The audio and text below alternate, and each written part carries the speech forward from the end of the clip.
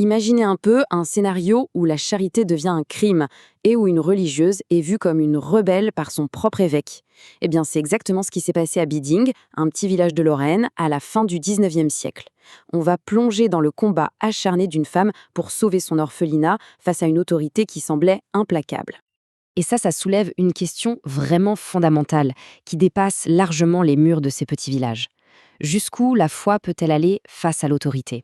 À quel moment un acte de pure charité peut-il être perçu comme une provocation ou même une rébellion? Alors, pour bien comprendre ce conflit, il faut d'abord faire connaissance avec la protagoniste, une femme animée par une vision et une détermination assez incroyables, Catherine Fielding. Le parcours de Catherine, c'est vraiment la clé pour comprendre sa mission. Sa vie bascule en 1868. Elle doit quitter le Carmel à cause de sa santé qui est très fragile. 5 ans plus tard, elle est carrément au seuil de la mort. Et puis là, le 10 mars 1873, un événement change absolument tout. Après une vision dans l'église de Sarreguemines, elle se déclare entièrement et radicalement guérie. C'est le début d'une toute nouvelle vie pour elle. Mais attention, cette guérison, ce n'est pas juste la fin d'un calvaire. Non, c'est un commencement. Catherine se sent investie d'une mission, on pourrait dire divine, créer un refuge pour les enfants les plus démunis. Son projet est complètement fou pour l'époque. Il ne reposera sur aucune fortune personnelle, mais uniquement sur la providence et la charité, avec le soutien de quelques prêtres locaux, comme l'abbé Meyer, qui croit en elle. Et ce projet un peu fou, eh bien, il prend vie. L'orphelinat de Biding sort de terre, et c'est une œuvre tellement impressionnante qu'un rapport de 1896 la décrira comme une création admirable. Forcément, des critiques commencent à naître. Face à ça, le directeur de l'œuvre, le docteur Ernst Fischer, a une réponse toute simple, mais hyper puissante qu'il tire des Écritures. C'est à leurs fruits qu'on reconnaît l'arbre. L'idée est limpide, le bien concret que fait l'orphelinat, c'est la seule preuve qui compte vraiment. Et ces fameux fruits, c'était quoi concrètement? Eh bien, la mission de l'orphelinat, c'était de faire ce que personne d'autre ne faisait, accueillir les enfants que la société rejetait, qu'ils soient étrangers, pauvres ou malades. Il s'agissait de leur offrir un toit, des soins, une figure maternelle, quitte à devoir mendier chaque jour pour assurer leur survie. Mais voilà, cette œuvre de charité va se heurter à un mur. Et là, on s'y attend le moins. L'opposition, elle ne vient pas de l'extérieur, non. Elle vient du sommet de la hiérarchie de l'église locale, l'évêque de Metz, Monseigneur Dupont-des-Loges. Dès le début, la position de l'évêque est inflexible. Il refuse même d'enquêter sur la guérison de Catherine. Il balaye ça d'un revers de main. Il rejette tout en bloc, a priori, sans même lancer l'enquête officielle, ce qu'on appelle une enquête canonique, que l'Église est pourtant censée faire dans ce genre de cas. Et cette opposition initiale, ce n'était que le début. Très vite, ça s'est transformé en une série d'attaques directes, une véritable escalade des hostilités. L'évêché va donc passer à l'offensive, avec des actions très très concrètes. D'abord, en 1879, il interdit la bénédiction d'un nouveau bâtiment de l'orphelinat. C'est un geste symbolique hyper fort, qualifié à l'époque de sans précédent. Et puis en 1881, l'attaque devient économique. Il interdit publiquement aux fidèles d'aller faire leurs courses dans le magasin que Catherine a ouvert pour financer l'orphelinat. L'effet est immédiat et il est dévastateur. Le magasin, qui était la seule source de revenus un peu stable de l'orphelinat, fait faillite. C'est une catastrophe financière. Mais le pire, c'est que cette faillite, elle envoie Catherine directement au tribunal. En 1896, au moment où ce rapport est rédigé, elle est toujours en plein procès. Toute cette situation, forcément, ça soulève des questions sur l'autorité, sur ses limites. Et c'est ce défi, à la fois juridique et théologique, qui est vraiment au cœur du rapport du docteur Fischer. Reprenons le premier point, ce fameux refus de bénédiction. Le rapport, il s'appuie sur l'avis d'un expert en droit de l'Église, un savant canoniste. Et sa conclusion est très simple. La bénédiction d'une maison n'est pas un acte qui est réservé à l'évêque. N'importe quel curé de paroisse a le droit de la donner. En clair, ça suggère que l'évêque a potentiellement abusé de son autorité. Mais l'argument le plus accablant, on peut le dire, c'est celui qui concerne le magasin. Cette fois, la réponse vient de bien plus haut, elle vient de Rome, du Saint-Office, une des plus hautes autorités du Vatican. En 1882, un de ses commissaires aurait affirmé, sans détour, un évêque n'a pas le droit d'empêcher un commerce ni de défendre d'y aller acheter. C'est une remise en cause directe, frontale, de la décision de l'évêque de Metz. Au-delà de toutes ces questions de droit, ce conflit pose une question encore plus profonde, une question de justice tout simplement. Le docteur Fischer résume tout ça en 3 questions qui sont finalement universelles. Un évêque a-t-il le droit de causer du tort à quelqu'un en toute impunité? S'il le fait, N'a-t-il pas le devoir de réparer ce tort comme n'importe quel citoyen? Et enfin, est-ce qu'une fin, même si on la juge juste, peut justifier n'importe quel moyen? Appliquées à l'affaire de Bidding, ces questions sont explosives. Ce qu'il faut bien comprendre, c'est que ce rapport de 1896, ce n'est pas la fin de l'histoire, loin de là. C'est un plaidoyer, c'est un cri d'alarme qui est lancé en pleine bataille. À ce moment précis, le sort de l'orphelinat, la réputation de Catherine Fillon, tout est encore en jeu. Cette histoire, qui a plus d'un siècle, nous laisse avec une question qui est, elle, incroyablement moderne. Les règles d'une institution doivent-elles parfois s'effacer devant sa mission fondamentale? C'est l'éternel conflit entre la lettre et l'esprit, entre la procédure et l'objectif. Une question qui, même aujourd'hui, mérite qu'on s'y arrête un instant. Bonjour et bienvenue pour cette nouvelle exploration. Aujourd'hui, on ouvre un dossier assez particulier, je dois dire. On va se plonger dans un rapport de 1896. Ça nous emmène à Bidding, en Lorraine, qui était annexée à l'Allemagne à l'époque. Et au cœur de cette histoire, il y a une femme, Catherine Fillon. Son action, elle force le respect, mais elle a aussi soulevé pas mal de controverses. C'est assez étonnant, hein. Notre base, c'est ce rapport annuel. Il est rédigé par un certain Dr Ernst Fischer, médecin, professeur à Strasbourg, et il était directeur de l'institution de Catherine Fillon en 1896. L'idée, c'est de retracer un peu son parcours, de voir comment ce projet d'orphelinat est né, dans des circonstances vraiment hors normes. Et surtout de comprendre les obstacles qu'elle a rencontrés. Et la surprise, ça vient beaucoup des autorités de l'Église. Faut se remettre dans le contexte, hein. Bidding, petit village, pas loin de l'ancienne frontière française. La Lorraine devenue allemande. Une période compliquée. Oui, tout à fait. Et ce qui est frappant, c'est que Fischer le dit dès le début du rapport, ce paradoxe. On a une œuvre de charité évidente, hein, aider des enfants pauvres, et elle se retrouve combattue. Et combattue par ceux qui, logiquement, auraient dû la soutenir. Le clergé, l'évêque. Donc on va plonger dans une histoire assez dense qui mélange la foi, une guérison jugée miraculeuse, une vraie entreprise charitable, mais aussi un conflit ouvert avec l'institution. C'est une immersion dans le 19e siècle qui s'annonce. Alors, commençons par elle, par Catherine Fillon. Qui était-elle exactement? Le rapport nous dit qu'elle est née à Bidding vers 1848, c'est ça?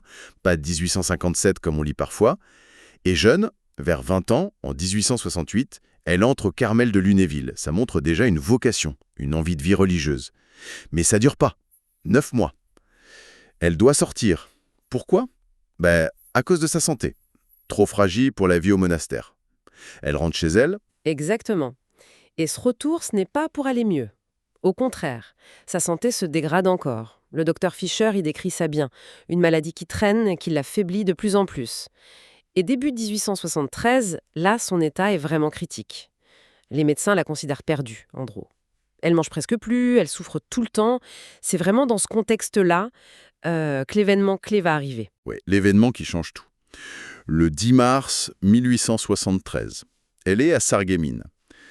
Et là, elle aurait vécu quelque chose de très fort. D'après le rapport, après une prière, une vision près de l'autel de la Vierge, hop, elle se sent guérie. D'un coup.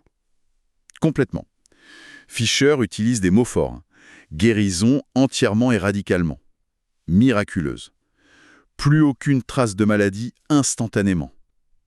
Mais lui, Fischer, en tant que médecin, comment il présente ça? Il tranche sur le côté miracle. C'est une bonne question. Fischer, il est médecin, c'est vrai, mais il reste prudent dans son rapport. Il ne cherche pas vraiment à prouver le miracle scientifiquement ou théologiquement. Il n'était pas là, d'ailleurs. Par contre, ce sur quoi il insiste beaucoup, c'est le contraste. Le contraste énorme entre l'état désespéré de Catherine Fillon, avant état attesté médicalement, selon lui, et sa santé retrouvée, et surtout durable après ce 10 mars. Pour lui, le fait objectif, c'est ça. Ce changement radical, soudain et inexpliqué par la médecine de l'époque. C'est la conséquence de cet événement qui l'intéresse surtout. D'accord. Et ces conséquences, justement, quelles sont-elles? Juste la santé retrouvée? Non, pas seulement. Peu après, le rapport parle de phénomène extraordinaire. C'est le terme de Fischer. Il parle d'extase, de ravissement, des états mystiques, quoi. Mais là aussi, Fisher est clair. Son but, ce n'est pas d'analyser ça, de dire si c'est divin, si c'est vrai ou pas. Ça, dit-il, c'est le travail des théologiens. Lui, il se concentre sur ce qui en découle, l'inspiration, l'énergie qui vont pousser Catherine Filjon à créer quelque chose. Et cette création, c'est l'orphelinat. L'idée lui vient comment? C'est lié directement à la vision, à la guérison? Oui, le rapport fait le lien très clairement. L'idée de l'orphelinat découle de cette expérience de Sarreguemines et de ce qui a suivi. Catherine Filjon se sent appelée à donner sa vie, sa nouvelle vie pour les enfants pauvres, abandonnés. Et le projet est assez radical. Accueillir ces enfants gratuitement, sans argent au départ, en comptant uniquement sur la providence, sur la charité des gens. C'est une entreprise qui repose totalement sur la foi, en quelque sorte. Un pari un peu fou quand même. Basé sur la générosité des autres et l'aide divine. Elle trouve de l'aide au début, parce que seule, sans argent. Oui, heureusement. Elle trouve un soutien très important auprès de 2 prêtres du coin.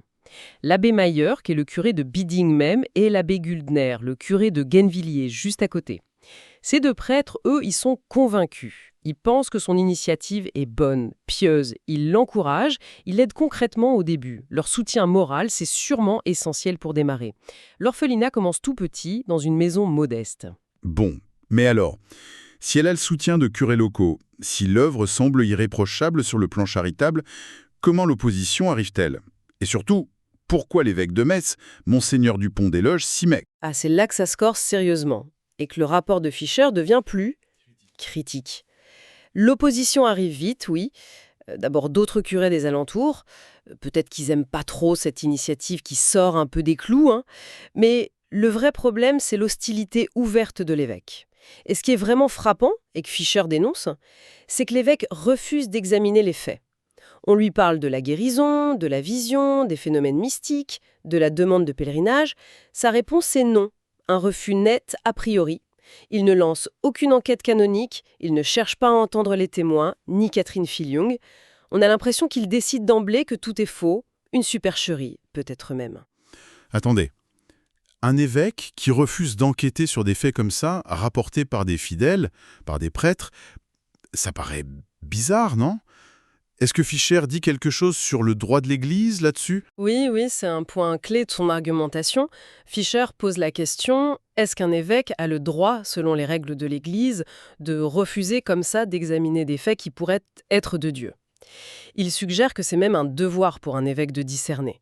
Et que étouffer par le silence les œuvres de Dieu, si ce sont des œuvres de Dieu, ce n'est pas permis. En gros, il laisse entendre que l'évêque manque à une de ses obligations. C'est une critique assez forte, même s'il reste prudent dans sa formulation.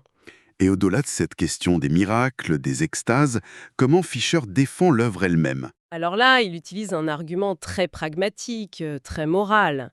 Il dit en substance, ok, mettons de côté l'origine surnaturelle de tout ça. Imaginons même que Catherine Filjon se soit tout inventée. Regardons juste les faits concrets.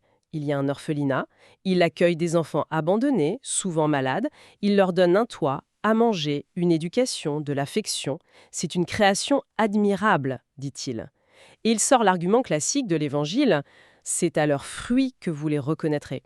Si les fruits aider les enfants sont bons, comment l'arbre, l'inspiration de Filjon, même bizarre, pourrait-il être mauvais, ou venir du diable, comme certains le laissaient entendre apparemment? Il insiste vraiment sur le dévouement de Catherine Filjon et de ses premières compagnes. Elles deviennent de vraies mères pour ses enfants. Et Fisher, il exprime son incompréhension, presque son indignation, face à l'hostilité du clergé et de l'évêché. Pour lui, même si on doute des extases, l'œuvre elle-même, elle méritait d'être aidée, encouragée, pas persécutée. Et cette persécution prend quelle forme concrètement? Le rapport donne des exemples précis? Ah oui, le docteur Fisher raconte plusieurs incidents qui montrent bien cette hostilité en action. Le premier, c'est en 1879. L'œuvre a grandi un peu, ils ont construit une nouvelle maison, plus grande, d'abord pensée pour l'orphelinat, puis finalement destinée à loger l'aumônier. Une étape normale, quoi. Et logiquement, on aurait dû faire bénir ce bâtiment. Mais là, l'évêque dit non. Il interdit la bénédiction. Interdire une bénédiction de maison? Mais sur quelle base? Qu'est-ce qu'en dit Fischer? Fischer, il se pose la question. Pourquoi ce refus? Il dit bien que Catherine Filjon a une réputation impeccable, donc ce n'est pas lié à sa conduite. Il trouve ça incohérent. Plein de gens font bénir leur maison, même s'ils sont pas très pratiquants, et ça pose aucun problème. Alors pourquoi elle? Le rapport demande clairement quel rapport logique y a-t-il entre les extases supposées de Catherine et le refus de bénir une maison destinée à un usage religieux. C'est ça la question. Et Fischer ajoute un détail important. Il a consulté un savant canoniste, un expert en droit de l'Église. Et selon cet expert, la bénédiction d'une maison neuve, ce n'est même pas réservé à l'évêque. Le curé du village aurait pu le faire. Donc ce refus de l'évêque, ça apparaît vraiment comme une mesure méchante, gratuite et difficile à justifier, même religieusement, d'après Fischer. Et ce n'est que le début, j'imagine. Il y a d'autres incidents? Oui, il y en a un deuxième, encore plus grave, parce qu'il a eu des conséquences financières directes. Ça se passe en 1891. Pour que l'orphelinat soit moins dépendant des dons, qui sont jamais réguliers, et aussi pour former des jeunes filles au travail, Catherine Filjon a une idée. Ouvrir un commerce. Elle crée un magasin à Putelange, une ville voisine. Elle y vend des objets de piété, des statues, des chapelets, des ornements pour les églises, des fournitures pour les sœurs. Un commerce assez classique pour l'époque, lié aux religieux. Logique, oui. Utiliser le commerce religieux pour financer l'œuvre religieuse. Et l'évêque, il réagit comment, cette fois? La réaction est terrible, immédiate et très dure. Monsieur Dupont-des-Loges fait savoir publiquement qu'il interdit aux gens de son diocèse, surtout aux curés et aux communautés religieuses, d'acheter quoi que ce soit dans ce magasin. Et cette interdiction, elle est répétée par certains prêtres. Fischer raconte même, et ça l'a choqué, que l'interdiction aurait été annoncée en chair, pendant la messe à Putelange même. Imaginez le scandale dans la ville, hein. En chair? Une condamnation publique comme ça a dû tuer le commerce, non? Ah mais complètement. Fischer parle d'une puissante hostilité qui tombe sur le magasin. Les clients potentiels, surtout les paroisses, les couvents qui auraient dû être les acheteurs naturels, ils n'osent plus y aller, par obéissance ou par peur de déplaire. Du coup, le commerce s'effondre très vite. Catherine Filjon est obligée de vendre à perte. Elle subit un gros préjudice financier et ça ne s'arrête pas là. L'affaire devient judiciaire, un procès est lancé contre elle par ceux qui ont repris le magasin ou par des créanciers et Fischer sous-entend ou dit même assez clairement que ce procès qui durait encore en 1896 quand il écrit, ce procès aurait été encouragé, voire soutenu par l'entourage de l'évêché. C'est une escalade assez incroyable. Comment Fischer analyse ça, cette intervention de l'évêque dans une affaire de commerce? Il remet en cause la légitimité de l'action de l'évêque. Il dit, ok, un évêque a autorité sur la foi, la morale, d'accord. Si le magasin avait été malhonnête, s'il y avait eu fraude ou s'il vendait des choses contre la religion, là, oui, l'évêque aurait pu intervenir, peut-être avertir les gens ou sanctionner la commerçante sur le plan religieux, lui refuser les sacrements, ce genre de choses. Mais interdire purement et simplement aux laïcs d'aller dans un magasin tenu par une laïque, juste parce qu'elle lui déplaît pour d'autres raisons les extases, ça, pour Fischer, ça dépasse les pouvoirs d'un évêque. Et il me semble qu'il mentionne même des avis de Rome là-dessus. Oui, tout à fait. Et c'est un argument fort qu'il utilise. Il raconte qu'en 1882, Catherine Filjon aurait demandé un avis à Rome, au commissaire du Saint-Office. Le Saint-Office, c'était la grande instance du Vatican pour la doctrine à l'époque, très puissante. Et selon cet avis, rapporté par Fischer, un évêque n'a pas le droit d'empêcher un commerce, ni de défendre d'y aller acheter. C'est clair. Une autre personne à Rome aurait même ajouté, toujours selon le rapport, que causer un tort financier comme ça oblige à réparer, comme pour n'importe qui. Du coup, Fischer pose la question, est-ce qu'un évêque est au-dessus des lois? Est-ce qu'il peut ruiner quelqu'un impunément? Donc pour résumer la pensée de Fischer, même si l'évêque était persuadé que les extases étaient fausses, qu'il fallait combattre l'influence de Filjon, les moyens qu'il a utilisés, eux, étaient illégitimes. C'est exactement ça, son argument central. Il peut comprendre à la limite que l'évêque ait agi par conviction personnelle, qu'il ait cru bien faire en luttant contre ce qu'il voyait comme une erreur ou une illusion. Mais Fischer insiste sur ce principe moral, l'équité du but ne saurait justifier l'illégitimité des moyens. S'attaquer à l'argent d'une œuvre de charité, ruiner un commerce par une interdiction publique, pousser à des procès, tout ça, ça lui paraît injuste, disproportionné. peu importe ce qu'on pense des phénomènes mystiques. Il va même jusqu'à suggérer, sans trop développer, mais quand même, qu'il y avait peut-être d'autres choses derrière l'attitude de l'évêque. Des influences, des motifs plus ou moins avouables. Il laisse planer l'idée de jalousie, de jeu de pouvoir dans le clergé local. Bon, si on synthétise un peu tout ça, ce rapport et nous brosse le portrait d'une situation vraiment paradoxale. On a une femme visiblement très croyante qui crée une œuvre de charité concrète, utile, après des événements qu'elle juge extraordinaires, et elle se heurte à une opposition acharnée de sa propre hiérarchie religieuse. Et la défense de Fisher, elle est constante, hein. Jugeons l'arbre à ses fruits. Et les fruits, c'est les enfants aidés. Et ça, c'est bon. Et tout à fait ça, le rapport est un plaidoyer, clairement, un plaidoyer pour cette œuvre, pour sa fondatrice, mais c'est aussi une critique assez dure des méthodes utilisées par l'autorité ecclésiastique de l'époque. Ça met vraiment en lumière ce conflit qui peut exister entre une initiative personnelle, charismatique, qui sort un peu du cadre, et une institution qui, elle, est soucieuse de contrôle, d'ordre, de doctrine. Et ça, même quand l'initiative semble aller dans le sens des valeurs de l'institution, comme la charité ici, c'est frappant. Alors, pour finir notre discussion sur ce document, qu'est-ce qu'on peut en retenir de plus large? Quelle réflexion ça nous inspire? Cette histoire du 19e siècle, à Biding, avec Catherine Filjong, elle dépasse son simple contexte, je trouve. Elle nous fait réfléchir à la façon dont les institutions, qu'elles soient religieuses, politiques ou autres d'ailleurs, gèrent ce qui sort de la norme. L'inattendu, le charismatique, ce qui n'était pas prévu. Comment elles réagissent face à des initiatives qui peuvent être bonnes, inspirantes, mais qui échappent à leur contrôle direct ou qui bousculent un peu leurs habitudes, leurs certitudes. L'histoire de Catherine Filjong, telle que Fisher nous la raconte, elle pose cette question délicate de l'équilibre. L'équilibre entre le besoin d'un cadre, d'une structure institutionnelle qui est légitime, et le risque d'étouffer des élans positifs par excès de prudence ou pour d'autres raisons, comme le suggère Fisher. C'est une tension qui existe toujours, je crois, entre la structure et l'événement, entre l'autorité établie et l'inspiration individuelle. Voilà.